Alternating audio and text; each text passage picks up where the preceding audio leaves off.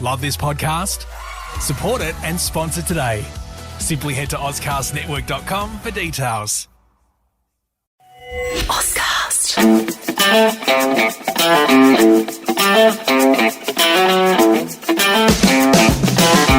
John Retsis, it has been a while and we are off-site today. We'll get to that very soon. Did you have a good Christmas and New Year, my friend? Thanks, Jared. Yeah, it was good to get away down to Aldinga and drink some Mythos beers and lie on the beach. We are live on location today for a very special Maker and the Drinker.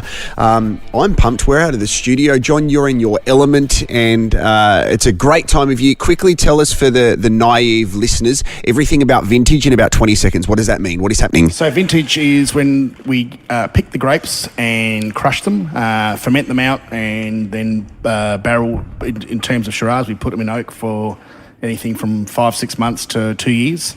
And in a couple of years' time, we'll be drinking some beautiful wines from the 2021 vintage. Oh, I cannot wait for that. And it's going to be Tim Smith Wines, of course, first drop as well. And Tim is joining us today. Let's get into the chat.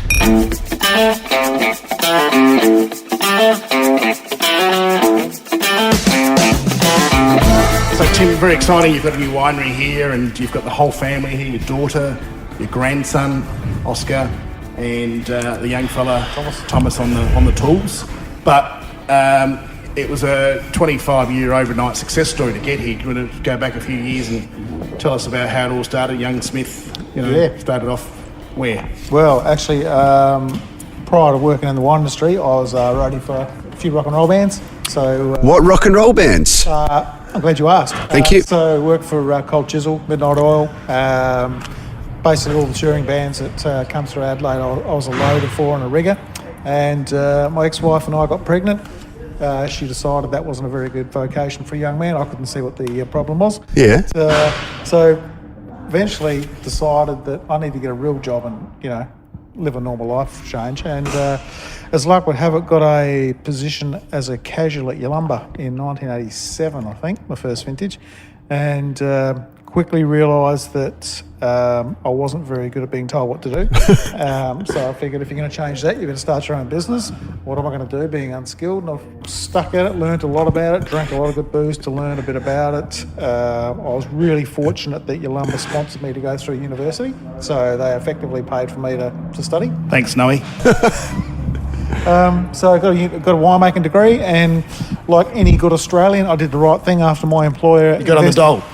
No, even better. After the employer invested so much money into me in travel and education, did the right thing and quit and set my own business up. So thanks for that. So that's great, and it's led us to. There's a lot more to get through, but can you just set the scene of where we're actually recording right now? Because I'm looking around at the moment. I'm looking at barrels. I'm looking at these all these bits of machinery. What's happening around us? So this morning we've just finished our first crush ever in this site. So we've just crushed 7 tons of Shiraz into this tank right along here, actually, and. It's our first crush. It's been 4 years of planning with council and banks and that sort of thing to get to this stage.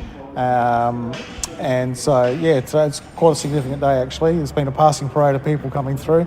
And, it's first crush and start of vintage for us. So we'll be crazy for the next couple of months. We got out of the car and JR said to you, how's it all going? You said it was pretty easy and stress-free today. Is that something which is uncommon? It is, and I think it's one of the reasons why I want to set up my own winery. For too long I've worked in wineries where it's noisy and there's too much doof and too many people, to be honest, and this is just a little bit, it doesn't need to be like that, and I reckon if you want to make really good booze you need to be a little bit more relaxed and take the time to do all the 1%ers and but using any new equipment you haven't used before, there's always that level of uncertainty about whether it's going to work. Everything worked smoothly this morning. My son's on the tools with Craig, my cellar hand, and it just went smoothly. And I'm obviously happy and surprised. What's the most stressful thing for both of you leading into vintage? I mean, obviously there's certain things you can't control, and that's the weather leading up to vintage. But for you, what keeps you up at night for the both of you with First Drop and with Tim Smith Wines? I think from our or any vineyard or any winery's perspective, it's the fact that potentially, all of your vineyards are ripe and ready to pick, within a short space or a short period of time. So, you could fill the winery up very, very quickly in a day or two, and then there's pressure to, put more wine through the winery, and you've run out of fermentation space, and that's probably the one that is the biggest factor. I think outside of weather, of course, if you get rain events or what have you, that's also cause for stress. But I think it's the fact that potentially everything's ready to go at once, and you've just got to make the decisions of when to pick and what vineyards to pick in an orderly manner to ensure quality. What do you reckon, Smithy? Yeah, definitely. Number one thing is ferment capacity. Obviously, Barossa Shiraz, despite the fact that there's 26 different soil types in the Barossa and they all ripen at different stages, you still got to compact that into a 3 or 4 week window.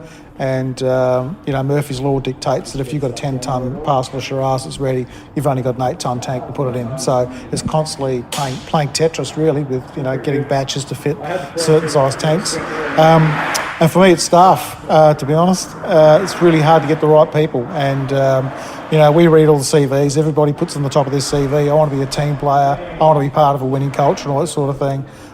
Everyone says that. Once you get them in the trenches and when they're working, it's a different matter. Really? And for us, for me, it's about bringing the right attitude, because I don't care about your credentials. This is a very intense period for the next 6 or 7 weeks.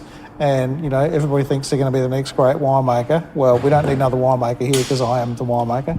But it's about people following instructions and bringing the right attitude to the job. Everybody's CV looks good because you've drafted it. It's like everybody's highlight video looks good when they're playing footy, but once you get into the change rooms, you're not taking speckies all the time. Correct. Hey, what stage are we at now, though? So for people like myself, who's always learning, which is the thing I love about doing this podcast, is learning about the winemaking process. What stage are you at of this whole vintage?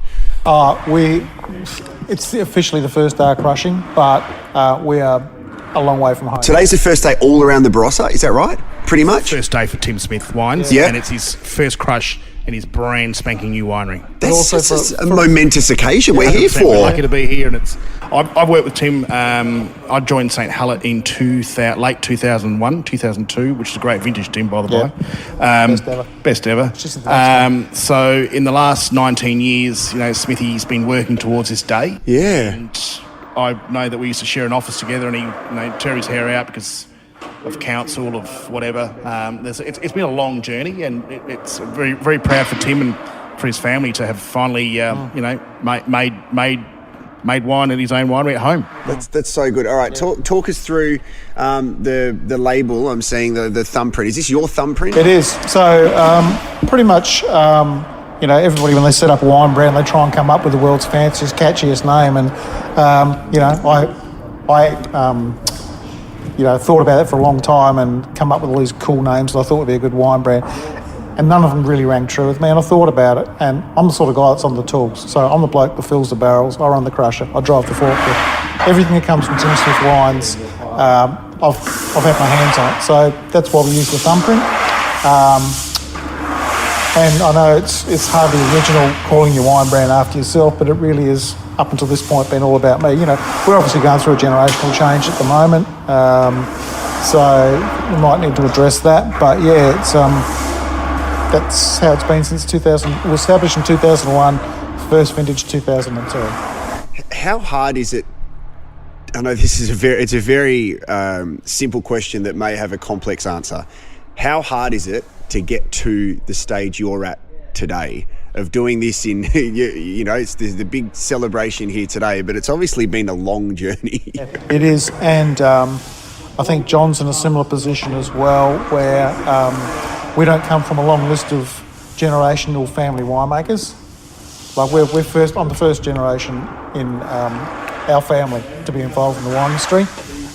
You couldn't ask for a more polar opposite family background to the wine industry than mine. So my dad was a truck driver.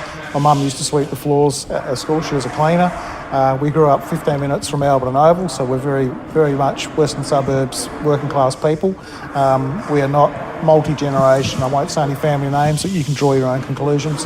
And we've got our nuts on the line. This is our own money doing this. You know, it's not like we've inherited money from a previous generation. So you're not Tim Hill-Smith? My Shit, Joe, we've got the wrong place. See you, mate. standard reply to that is I missed out by a 4-letter word. So yeah, this is you know, like coming from nothing 35 years ago to where we're at now. This is you know, it's been quite a journey, and it's probably a long-winded way to answer the question, but this is big. How do you get to this position? A mate of mine who's a tradie the other day used an expression, lucky hard work.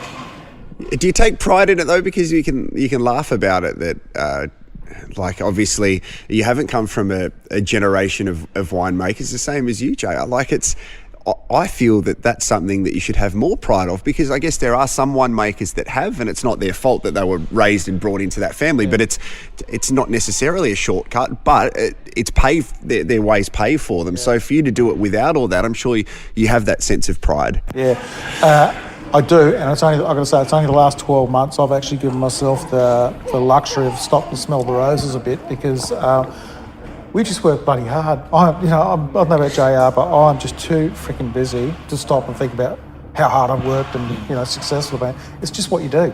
Yeah, it's a natural method of operation.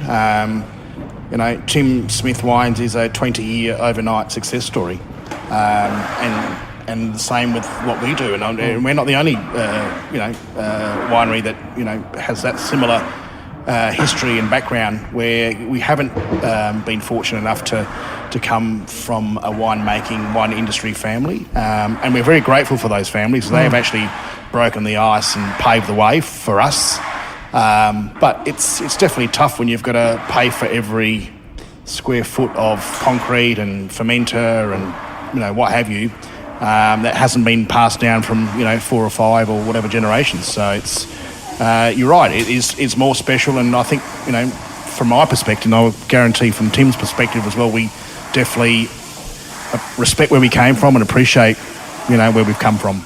Can you both do a little bit of an exercise for me? Not a physical one, because you're both going to be doing that today.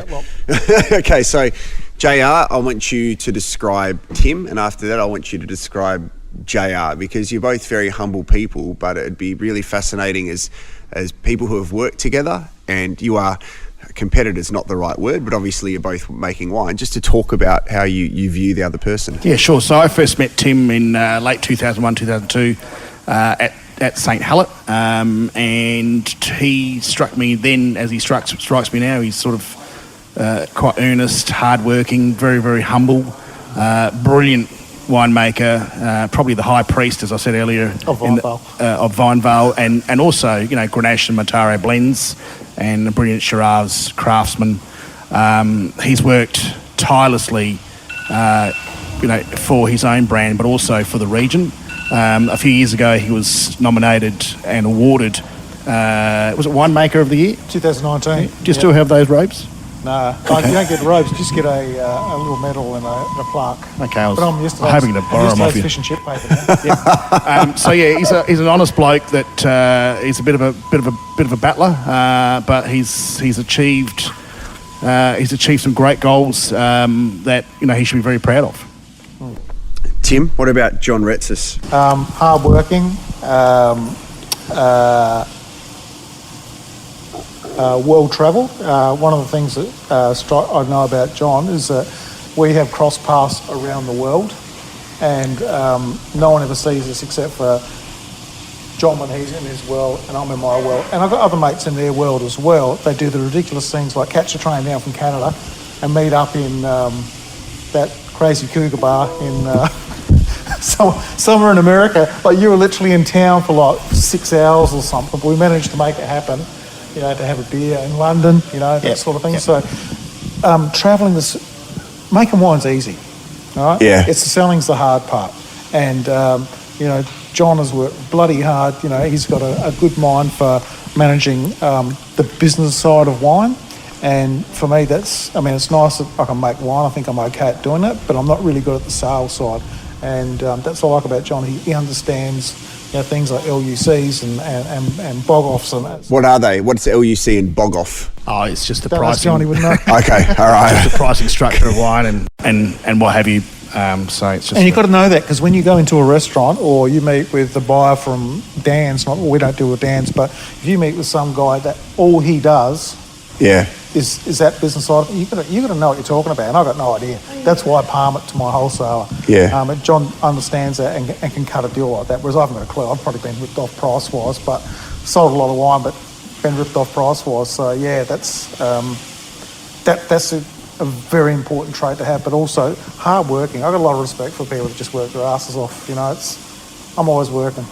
So can you tell the listeners, if they want to go out and purchase some of your wine and try it, I guess your price points, where it varies, where we can get it from, and everything about Tim Smith Wines? From a personal point of view, best way to buy wines, go to the website, www.timsmithwines.com.au, because this much I do know about the business side of selling wine. That's all the margin is for me. But in Adelaide, all good bottle shops, Melbourne Street Cellars, The Ed, too many restaurants that I can't remember, because my wholesaler, lists the wines and I don't know where the wines turn up a lot of the time. We are probably only 25% skewed towards export. So whereas China was good beer money for us, it's not going to break us. Like, it's nice to have that business each year, but our business won't go bankrupt because. What are you going to do with your incredible karaoke skills now, Tim? I'll have to find a KTV bar. Yeah. So that's different though, isn't it? Because JR, with First Drop, China was pretty big for you, but it's not for you. Probably a little bit bigger than Tim, but we've managed to spread our risk, or spread our eggs, because having been in this game for a long time, many years ago, the UK was a great market for Australian wine, and that changed, and then it was the US, and that changed, and then it was China, and that's changed. So I think it's really important for winemakers to spread their risk, and for consumers, if they want to buy any of Tim's wine or any other winery's wine, they should buy it direct. If they want to do the right thing by the winery, buy it direct, where the winery will take a little bit more margin and keep them in business. Yep. And especially now where there's trade wars and there's uncertainty around an oversupply from wines, the best thing you can do is buy Australian wine. And if you're from South Australia, absolutely the best thing you can do is buy South Australian wine and buy it direct from your winery if you're serious about helping out our industry and keeping our kids employed. Yeah, and it's been such a strange 12 months with everything. In the whole building of this establishment and getting ready, what fears did you have when COVID-19 hit? We're kind of, in a way, on the back end of it, but we really haven't seen its true effect yet financially and in business. What about for yourself? That's a really interesting story, because, like John, I'm travelling all the time. So I do the States once a year, I do the UK at least once, probably twice. Sydney, I've lost count. I'm probably there 12 times a year. You're there for the Mardi Gras more often than not. Usually. You're still on the organising committee? Yeah. I'm probably away a week, a month, and I thought to myself, I'd be able to build this winery and still do my usual travel routine. And I can tell you, up until even now, there's not a day has gone past in the last year, except for public holidays, where I haven't been on the phone to a tradie to fix something. Really? Could you imagine trying to do that from Houston with a time difference, or the UK with a time difference? Because you've got to look at the concrete in your winery and that sort of thing to fix these things. So in some ways, COVID's played into my hands, because it's forced me to stay at home and actually do this for 12 months. And but like everybody, COVID's had its challenges. We tried to run a vintage last year at Home of the Brave with, international people that were given 24 hours notice to get on a plane. Well, you're not going home for however knows how long. So, COVID's had an effect in that respect. But yeah, I count my lucky stars that we live in the Barossa, where we don't live in high-rise buildings like they do in Europe, and COVID's spreading so quick. Just in terms of making us take stock, I think, of our lives and being at home a bit and appreciating this. Having said that, I'm actually chomping at the bit to start travelling again. Where are you going first? I don't know. Alberton. Alberton. Alberton for internal game. I kind of find as someone who I love spending time with John and coming to places like this because I'm learning more about wine, and I think that I enjoy drinking wine, knowing more about it. I think it's a whole experience. Do you find that with consumers now? Like it kind of varies. I feel that I got onto wine quite late, but a lot of younger people now, even in their 20s, are starting to really appreciate that, which is exciting for the industry. Are you finding that? Yeah, and there's definitely, I think, a change in people's drinking habits. So we're not drinking the 16% alcohol Barossa Shiraz that got too much oak and that sort of thing anymore. People are drinking more what I call lively and light wines, like lowish alcohol is a thing. Not so much sweet as we used to see. Wines are becoming drier, and they're curious about different regions as well. And I think that's just a natural progression of things. As a new generation comes through, it doesn't have the baggage that my generation has with it, and so people are, because you haven't grown up with that baggage. Yeah. So I think that's a really exciting thing. Having said that, there is still a solid market across all age demographics for the sort of wines that we make. So we don't make high alcohol Barossa wines. They're medium level alcohol, controlled oak use and that sort of thing. But yeah, there's it's an exciting time, and it's good to see younger generation just challenging the norms we have about drinking habits. Yeah, I think consumers, from a Barossa perspective, are drinking more elegant Barossa Shiraz, where there's obviously some power, because that's what we do beautifully here. We make some powerful wines, but with some fresh acidity and some ageability and some real generosity. But Tim's right. From a day-to-day drinking perspective, consumers are moving towards more savoury wines and sort of maybe lighter bodied. So that's and alternative varieties. I mean, they don't want to drink the Riesling or the Semillon or the Chardonnay that one's grandparents drank. They want to drink Viognier. They want to drink Viognier, and they want to drink alternative lighter styles, Pinot Grigio, Sauvignon Blanc.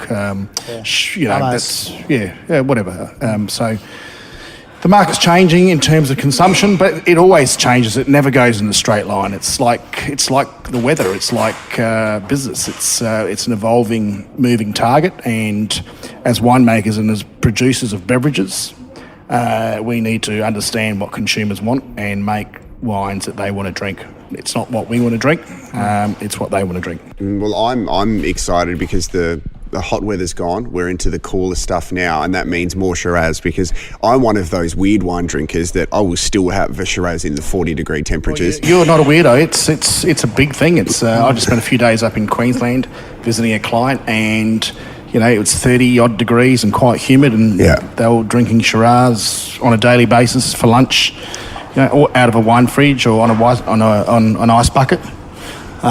People love Shiraz, and they love Shiraz from this great place. Yeah, I do. Congratulations, Tim. This is amazing, and thank you for allowing us to interrupt your day, because we understand how busy it would be, but this is amazing to be in here and to have a look at everything, having a look at those barrels over there. Soon enough they're going to be quite worn and weathered. They look brand new and shiny and would smell delicious at the moment, but it's very exciting, isn't it, John? Absolutely. The first day of vintage, and especially a special day for Tim, so congratulations, Tim. Thank you. Well done. Cheers.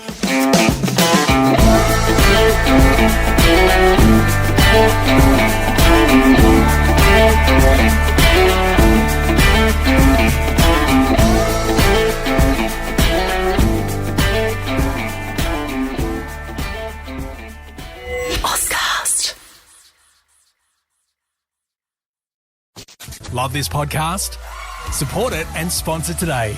Simply head to ozcastnetwork.com for details.